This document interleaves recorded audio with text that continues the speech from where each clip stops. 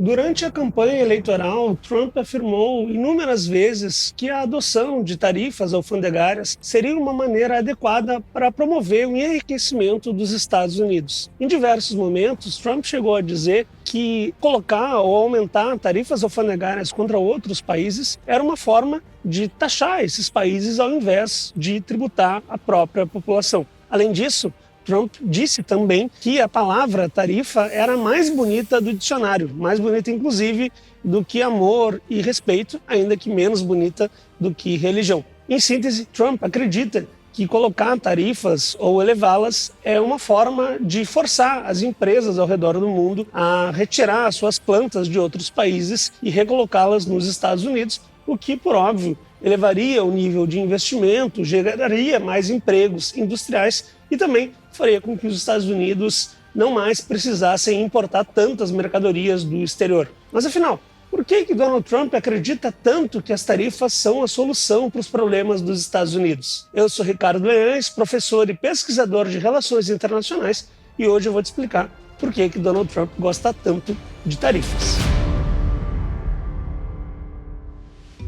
O amor de Donald Trump pelas tarifas alfandegárias ele pode ser explicado de uma maneira bastante simples. Trump parte da constatação de um fato que é real, que tem a ver com a recente desindustrialização pela qual tem passado os Estados Unidos ao longo das últimas décadas. De fato, nos últimos anos, a indústria estadunidense ela já não representa mais o mesmo peso que ela teve no passado em termos de proporção do PIB, e os empregos industriais hoje em dia já não são tão significativos como eram em outros períodos, como nas décadas de 40, 50 e 60. Trump acredita que os Estados Unidos foram muito benevolentes com os seus aliados e com outros países, permitindo que as suas empresas acabassem saindo dos Estados Unidos e migrassem para esses países, o que na sua visão seria muito prejudicial. Mas é importante notar que em vários momentos essa migração de empresas ela aconteceu em setores que são menos intensivos em tecnologia e mais intensivos em mão de obra,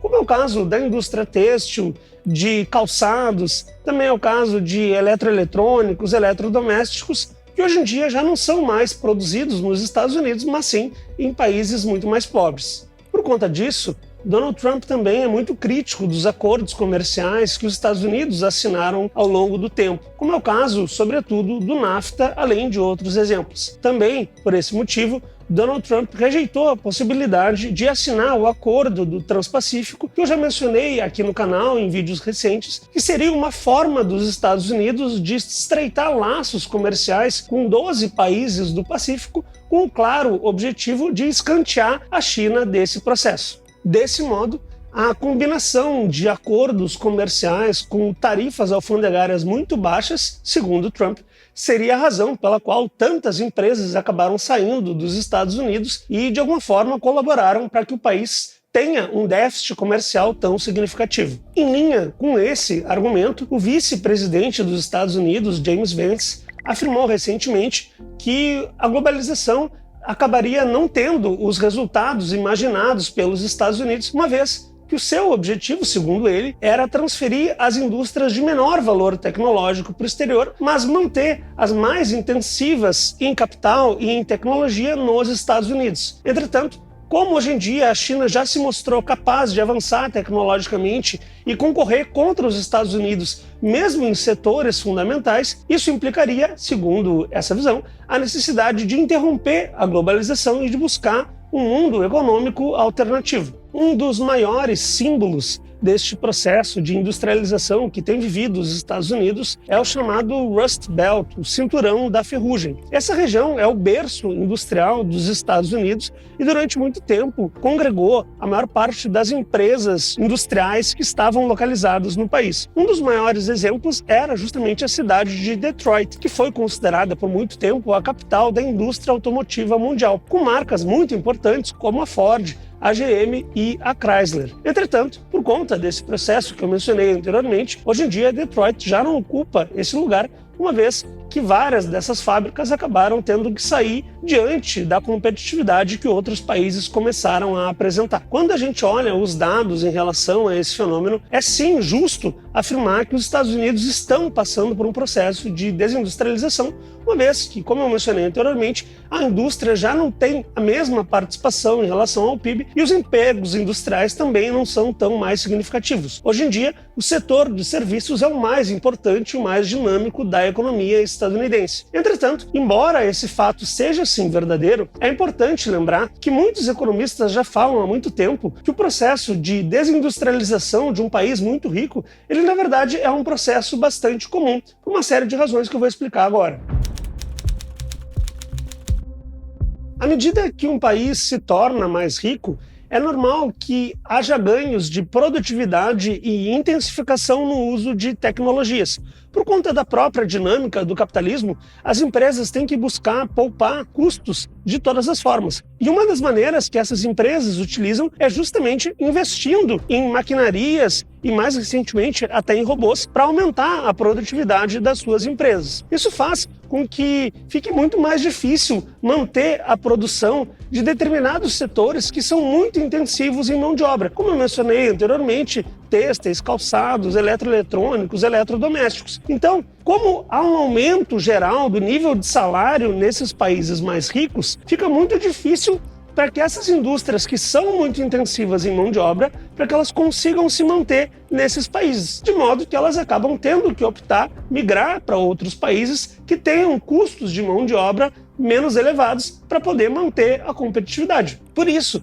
que os calçados da Nike, por exemplo, eles não são mais fabricados nos Estados Unidos e caso eles fossem ser fabricados nos Estados Unidos, os tênis da Nike custariam muito mais do que custam atualmente quando são produzidos, sobretudo, no Vietnã. Portanto, essa desindustrialização de setores menos intensivos em tecnologia, ela é absolutamente normal, ela é saudável e não representa nenhum tipo de risco para a população dos Estados Unidos. Até porque, à medida que há um enriquecimento da população, o próprio padrão de consumo das pessoas ele vai se alterando. Quando as pessoas são muito pobres, elas consomem, sobretudo, mercadorias, e mercadorias muito simples. No entanto, à medida que elas vão se tornando mais ricas, elas passam a consumir mais serviços. Isso gera uma necessidade de mão de obra para esses setores. Por isso que, como eu acabei de mencionar, o setor de serviços, hoje em dia, ele é o mais importante para a economia dos Estados Unidos. No entanto, Donald Trump tem razão em um ponto. Embora essa desindustrialização ela seja absolutamente normal quando a gente fala de setores de baixa tecnologia, ela acaba sendo prejudicial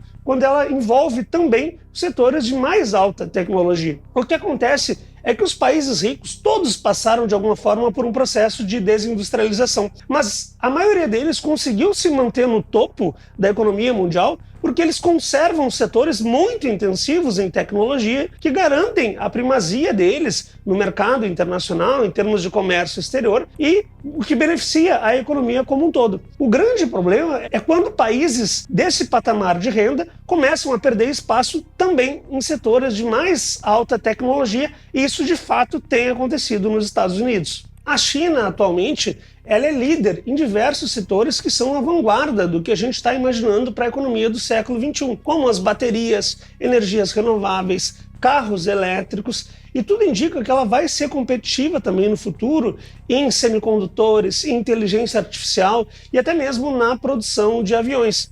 Isso é claro que liga um alerta em Washington diante da possibilidade de que esses setores que durante muito tempo eram a marca da indústria estadunidense comecem a perder espaço para a concorrência chinesa. Esse cenário em que a China se torna cada vez mais dominante em setores intensivos em tecnologia, ele é muito importante porque ele sinaliza as potencialidades da China não apenas no âmbito da economia, mas também em termos militares, porque há muitas vezes um transbordamento de todo o avanço tecnológico que um país tem para os setores militares. E aqui talvez more o grande perigo e o grande risco para a hegemonia dos Estados Unidos. Na medida em que a China se torna dominante também em termos tecnológicos, isso coloca ela com uma condição de fazer avanços em âmbitos militares que seriam completamente inimagináveis no passado. E eu trago dois exemplos que mostram como isso já está acontecendo no momento. O primeiro deles é a indústria naval. Os Estados Unidos eles decidiram abandonar a produção de navios lá nos anos 80.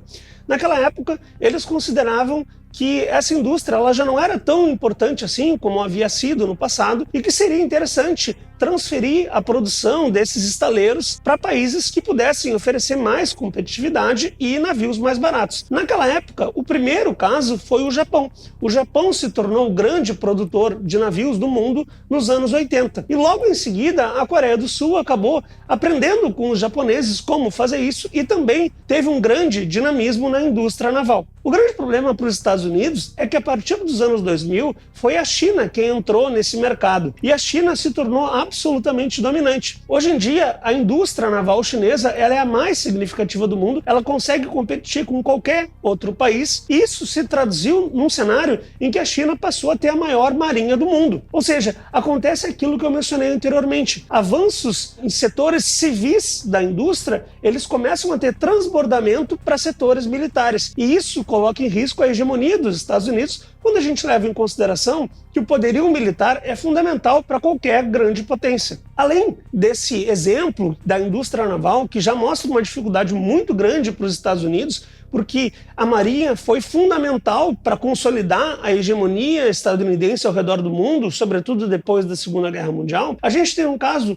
que está chamando ainda mais atenção no mundo, que são os caças de sexta geração. Para quem não sabe, caças de sexta geração são a nova fronteira tecnológica dos caças, dos aviões militares mais modernos. E os Estados Unidos, embora eles já tenham realizado iniciativas para fazer o seu caça de sexta geração, essas iniciativas, até o momento, elas não saíram do papel, elas são apenas um PowerPoint. Entretanto, a China ela já está voando o seu primeiro caça de sexta geração, um voo que chamou atenção no mundo inteiro no final do ano passado. Isso mostra realmente que o avanço que os chineses têm tido nesse setor militar, ele é significativo e ele acaba colocando em risco a hegemonia dos Estados Unidos. Ainda que a desindustrialização possa ser sim um problema para os Estados Unidos quando se trata de setores intensivos em tecnologia, as tarifas alfandegárias não são a medida adequada para solucionar o problema. Os Estados Unidos estão com dificuldades de concorrer com os chineses, não porque eles têm tarifas baixas, mas sim